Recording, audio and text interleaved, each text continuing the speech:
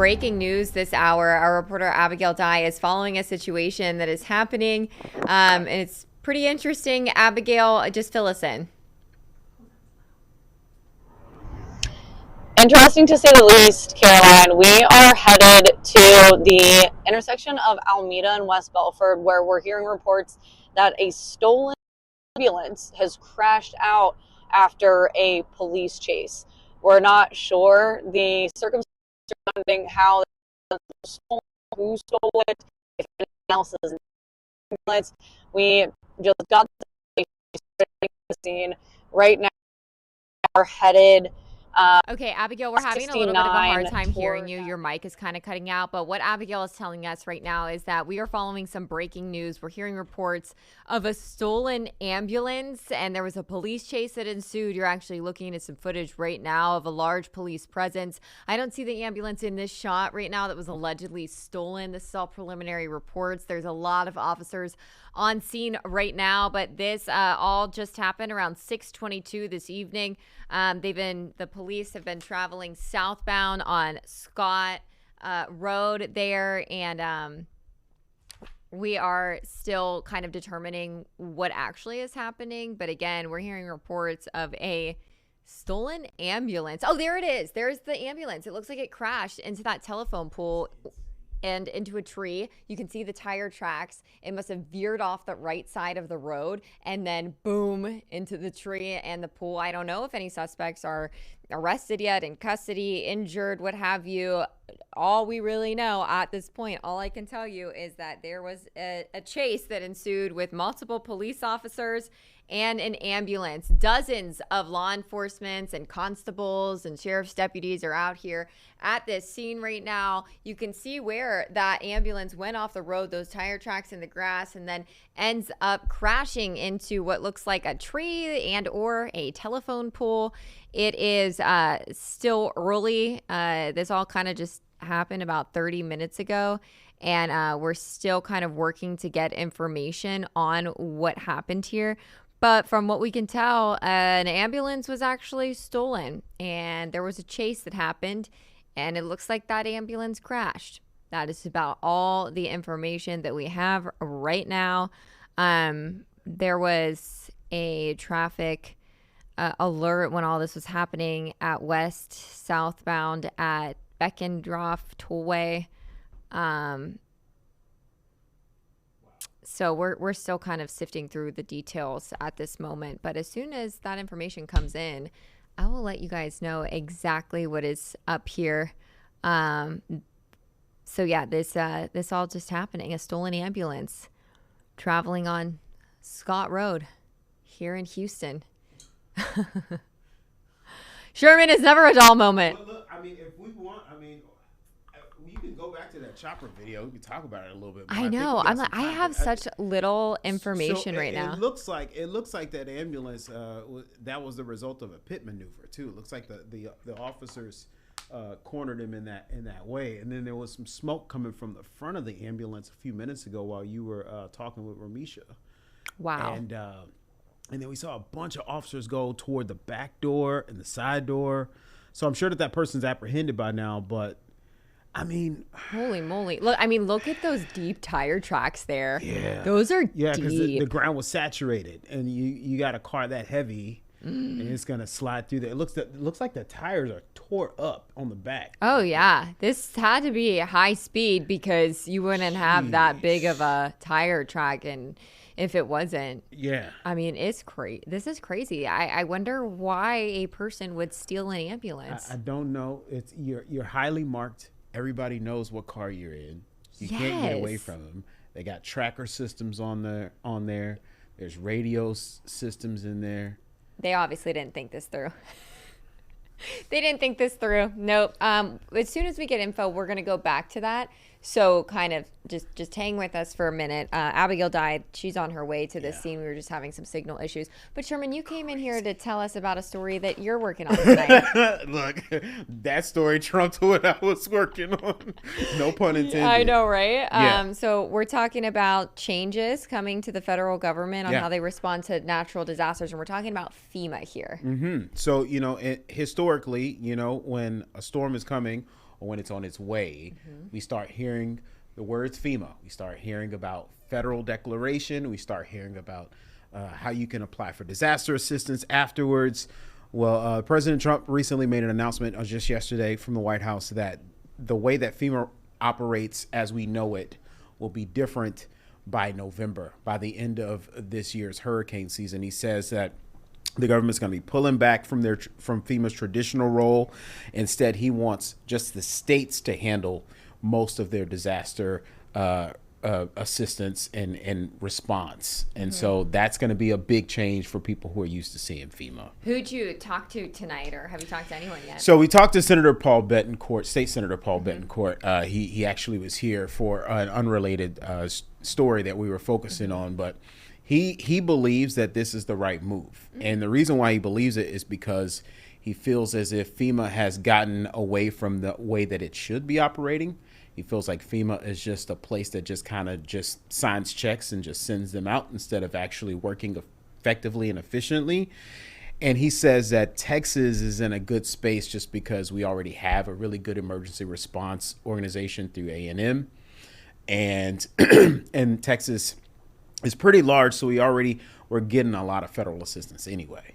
Okay. So he feels like Texas is actually on the better end of this. There are other states who who probably won't be as lucky for that. Yeah, I mean, it is crazy though when disaster hits. You know, we're lucky that I don't want to say we're used to disasters here, sure, but our federal or our state response is speedy and pretty quick, and our leaders are on it. But we've seen in other instances, especially in areas that maybe don't deal with what we deal with as far as like hurricanes or whatnot. That might not be the case. It'll be interesting. Or other states along the South who deal with hurricanes, but they don't have as nearly as robust of an infrastructure as Texas does. That is true. You know, along the coast, you know, I'm thinking of Louisiana automatically. Yeah.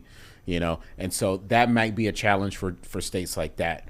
But he says Texas should be okay. Okay. Well, TBD, I guess. Thank you, Sherman. Sure. Looking forward to the rest of your report for tonight. But now, we want to go back to this breaking news report here. It looks like somebody has been detained by police. He's going off on officers right now. This looks heated. Is he wearing scrubs? This is the oh my goodness. Yeah, he's wearing at least a scrub top. It appears like it's a scrub top. This is the scene where an ambulance was stolen, and Houston police and constables and law enforcement chased after this stolen ambulance and ended up in a crash. And now police are detaining a man in this blue shirt, which appears to be a medical shirt. Yeah, it looks like they're bandaging his right arm. So he probably was injured in some kind of way, but he's going off about something. This is a time where we, as reporters, wish that we could be close enough to hear the conversation, right? I mean, this is live pictures right now of police apprehending. Look at those cuffs. He's bleeding. He's bleeding. Yeah. I wonder if this person was actually being treated in the ambulance and then took off. We don't know. Or was in the hospital. And then took an ambulance. That's speculation here, guys. A lot of speculation. Nothing confirmed. We're having the same kind of conversations you're having at home, right? All we know is that the ambulance was stolen, and all these police officers here on scene chased after him. It ended up in a crash. The ambulance you can't see it in this shot, but it crashed into it's a mess. Into a pool. There's a shot of it and now police just took a man into custody who appeared to be wearing something like you'd be wearing as a patient, and then it appears that there was some sort of injury to that man's arm. So we are anxiously awaiting information on this. It looks like that is a Houston Fire EMS ambulance there that would have been the one that had gotten stolen. Our reporter Abigail Dye is heading to this scene. That was crazy video that you just saw here on Houston Live and Local. Wow. That's the guy in cuffs, arm being bandaged up. Yeah. So, and we were all just trying to gather this information while you were on the air. You know, a lot of people don't realize how much is happening behind the scenes here. I started hearing people saying ambulance, you know, and here we are. And this guy, take a look. He seems to be struggling quite a bit. Wow. about something, and he's visibly upset. His arm is bleeding. He's bandaged.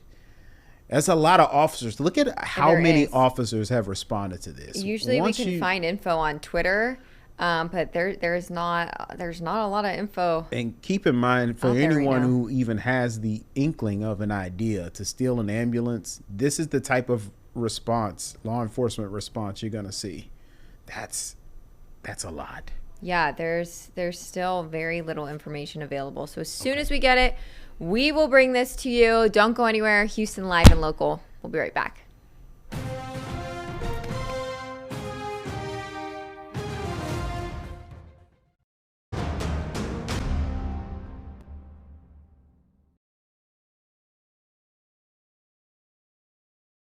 We are learning some new information. A chase actually ensued. Now we are hearing that the suspect was actually attacked by a canine officer, and police do have someone in custody. Let's get to our reporter, Abigail Dye, who has just arrived at the scene. Abigail, what have you been able to see or hear since you arrived? Well, Caroline, let me just cut to the chase right here. I'm going to flip this around. We're at Almeda and Holmes. There's an overpass that we're under right now, and I'm going to zoom in here. You can see, I believe this is our suspect right here talking to police in this blue shirt. This man is in cuffs. We see a bandage around his arm, and like you said, Caroline, you confirmed that a canine did have to encounter this man, and so the bandage could be from the canine. As you can see, we have a lot of law enforcement out here, lots of flashing lights, lots of response here. Like Sherman was saying earlier, this is the kind of response you're gonna see when someone steals an ambulance. And here is that ambulance in question. It clearly crashed out into this tree, went off into a bit of a ditch here, just under this overpass. And we haven't been able to gather any official information from anyone out here at this point. As you can see, we have a lot of activity, and over here we have,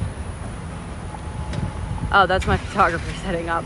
So yeah, we have multiple crews out here trying to gather what's going on in this situation. Like I said, I believe our suspect is over here now, possibly being escorted to another vehicle, it looks like. Let me see if I can walk over here to get a bit of a better look.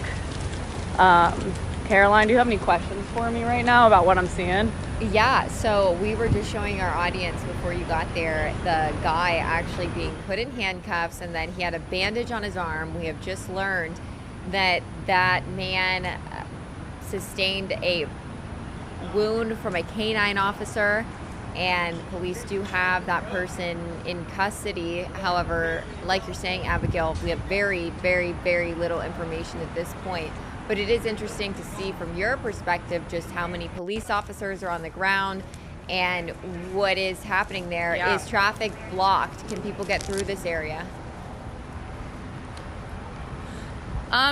Traffic is blocked. So this right here is Holmes that I'm on, and Almeda is the cross street. So you can see that this is Almeda. Everyone is being diverted from Holmes down Almeda under these overpasses. And over here, I'm gonna see if I can get a better view. So here's our suspect that we were talking about earlier, still just kind of talking to paramedics and police here about everything that happened, it seems. I'm sure they have a lot to work out about what happened here and why. Here we go. Yeah, so just having conversations with police, and again, let me see if I can get another shot of this ambulance over here. Yeah, like so it looks like we have some officials over there. This is Southwest what was that, Caroline? Houston. For anyone just turning in, this is like Southwest Houston, I would say. Yes. This is not far from 288 and 610. And we had been showing live images of this ambulance that literally crashed in this area that Abigail Dye is live at after a police chase. The suspect apparently stole the ambulance.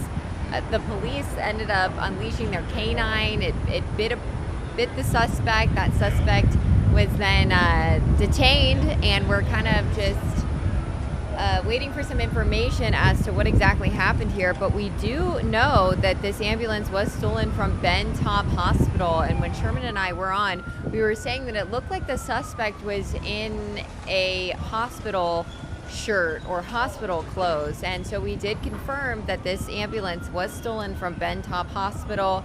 That suspect did sustain a bite from a canine officer. Police did apprehend that suspect. He was in handcuffs. It was a man wearing a blue medical looking shirt, and they have taken that person into custody, and you are now looking at some Skyfox images of this Houston Fire Department ambulance that obviously was going pretty fast because those tire tracks are deep, and it looks like there's a lot of damage to this ambulance that ended up hitting that pool. And now investigators are probably just trying to figure out what happened here. Also, when police were talking to that male suspect who had that canine wound on his arm, and the police were treating that wound, he was being a bit dramatic. It looked like he was not happy. So whatever happened here, TBD, but I'm sure we'll get more info, especially with our crew and Abigail Dye there now. And again, this is all playing out at Holmes Road and Alameda Road. This is in southwest Houston. Wait, what's going on? And our reporter Abigail Dye is trying to figure out exactly what is happening here and what police are working to determine. This ambulance chase happening around 6:30 tonight, and that ambulance, oh, here's a look at the suspect. This is the suspect that we watched police put into handcuffs.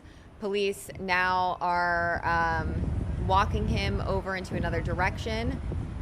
He is in handcuffs. That is that medical looking shirt that we were telling you about, and you can't see his right arm, but that is the arm where I believe the canine got him. He has that injury there. Police are putting that white bandage on him. You could see a little bit of blood there on his, kind of by the Band-Aid.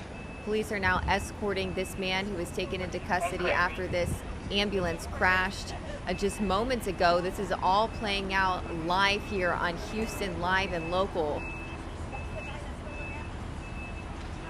This is following that ambulance Caroline, I'm not chase. sure if you can hear me. Yes, we can, Abigail. Can you hear me, Caroline? Yes, okay. We can. So I didn't know if my mic was live or not. It looks like they're escorting this man over to another ambulance. Risky business there. But yeah, it seems like they are putting him inside his second ambulance. He'll be inside today. I'm sure he has some injuries sustained from that canine encounter, and maybe some other things from this crash over here. We just see multiple law enforcement agencies. We have Houston Fire and Houston Police over here. Looks like now they are getting a stretcher out of the back of this ambulance, possibly to load our suspect up onto. Yeah, it looks like he's coming back this way. And like you said, it seems like his top shirt, oh, he just yelled at one of the officers there. So it looks like that his top shirt there might be scrubs of some sort. And it looks like they're getting the cuffs off so they can put this man on this stretcher here. And clearly it seems, we're clearly dealing with some kind of a medical emergency. It's important to keep in mind that, mental health could be playing a part in some of the events that happened today. Now you see they're securing that cuff to the stretcher there, getting him secured to the stretcher to then load him onto the ambulance here.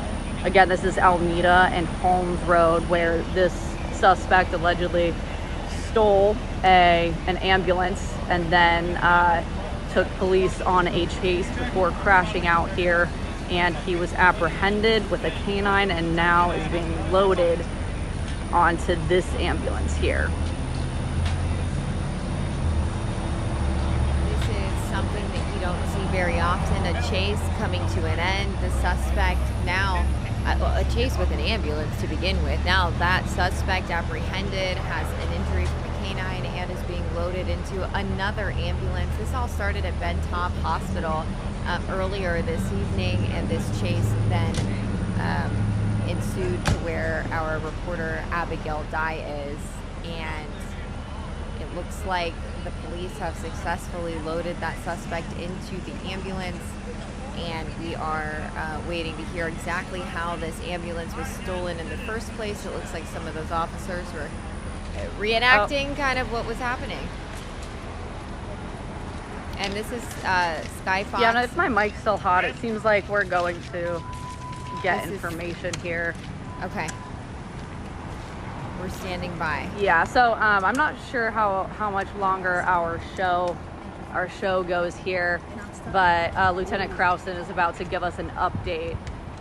All right, sounds like Lieutenant Krausen is about to give us an update on what happened here today. Let him get set.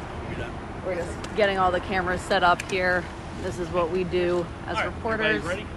All right. One moment, we just have one more mic here. All right. All right. Everybody's ready? All right. Larry Krausen, CRWSON. I'm a lieutenant with the Houston Police Department. At about 6:30 this evening, we received a call from the fire department dispatch that they'd had an ambulance stolen from the Ben Taub emergency room area. Fortunately, they do have trackers on their ambulances, and they were able to notify us of the ambulance's movement. We located the vehicle near the UH area where it was driving down Scott Street. Officers attempted to stop the vehicle. The driver refused to yield to the officers. They continued to follow the vehicle for a few blocks. Then our helicopter was able to get overhead, so we pulled the pursuing units back so as not to make him panic or drive fast or injure anybody.